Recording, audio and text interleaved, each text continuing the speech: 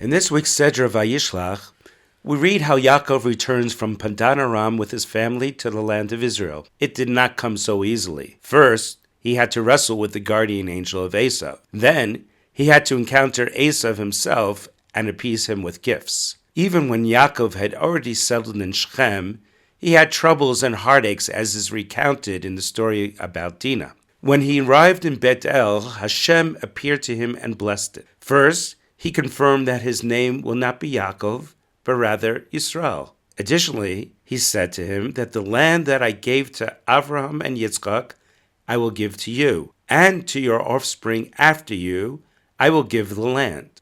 The Or HaChaim HaKadosh asks that the last three words, I will give the land, seem superfluous, as it could have read, the land that I gave to Avraham and Yitzchak, I will give to you and to your offspring after you.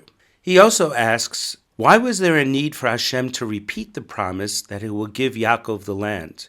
Hashem had already promised it to him when he left to Padan Aram in the Sedra Vayetze.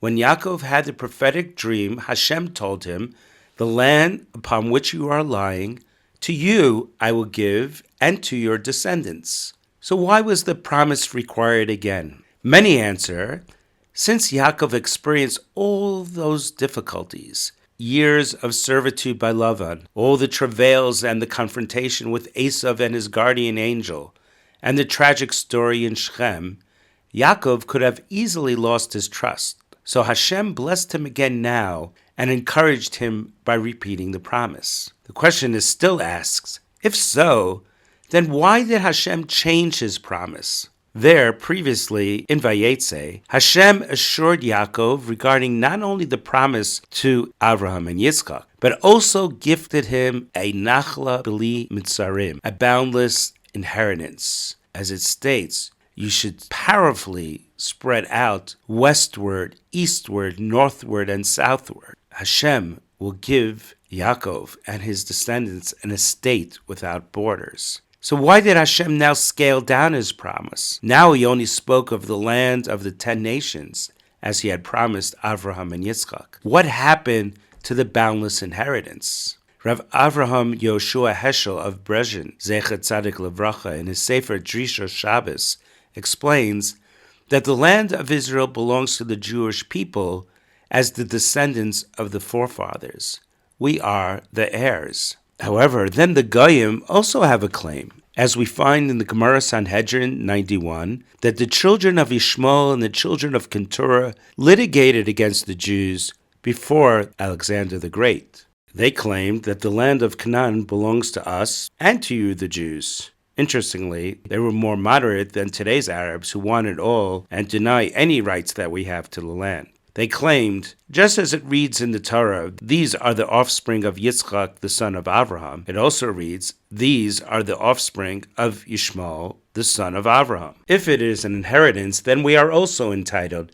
As the Maharsha comments, Ishmael demanded a double portion as the firstborn. Gvia ben Pesisa defended the Jews' position and answered them, you have no inheritance rights because, it states, and Avraham gave all that he had to Yitzchak, but to the sons of the concubines that Avraham had, Avraham gave gifts. You received gifts from Avraham during his lifetime, and thereby surrendered your rights to an inheritance. With receipt of this compensation, you are rejected from the land of Israel. You have no claim. Additionally, in truth, the land of Israel is ours not as an inheritance, rather as Hashem's gift. The commentators state that there is a difference between the promises to the forefathers. To Avraham, Hashem gave the regions of the 10 nations. To Yitzchak, Hashem gave the land of Pelishtim, and to Yaakov, Hashem gave as a gift the boundless territory, land without borders. Thereby, all claims of Ishmael, the children of Keturah, and Esav are rejected. Each of the forefathers made a separate acquisition of the land of Israel for his respective promise. Yaakov received his promise on two levels, as Yaakov and as Yisrael. Yaakov signifies a lower level. Yisrael signifies a higher level. As the prophet in Yeshayahu 60 states, I, God, will speed it in due time. The sages in the Gemara Sanhedrin 107 explain, if the Jews will merit it, I, Hashem, will speed the Geula up. If they are lacking merits, the Geula will come in its designated time. When Mashiach will come at the designated time, then the Jews will receive the boundless territory, all of the land of Israel, greater Israel. This promise Yaakov received when he was still Yaakov, when he was going to Gullus to seek his fortune by Lavan. However, when he acquired the name Yisrael, he turns to the land of Israel and uses political maneuvering with Esav in order to return. He also wrestles with the guardian angel of Esav. Hashem says, I will speed it up. The merits of the Jewish people will contribute to the quote-unquote speeding up of the Geula. At that time, there won't be a complete gift. Only the regions enumerated to Avraham and Yitzchak, the land that I gave to Avraham and Yitzchak, I will give to you. Later on, there will come a time when I give the land to your descendants after you. The land is your gift. The boundless territory will be for your children in the future, when Mashiach will come. Today, we are standing in the land of Israel, Baruch Hashem, in Yerushalayim. This was accomplished through various political interventions and influences, and most importantly, through many, many sacrifices of our dear children that they offered for every little piece of land. Hashem assisted with his miracles, and we earned the name Yisrael. The merit of our forefathers and that of the 6 million Kedoshim stood by our side, and with Hashem's help, we were victorious. Unfortunately, though, today, the land of Israel and even Yerushalayim has borders.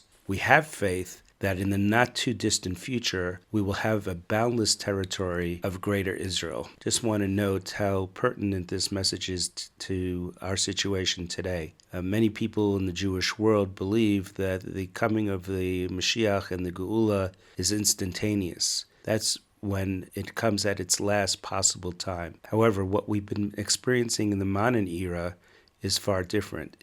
It's the Geula of Achishena, of God speeding things up.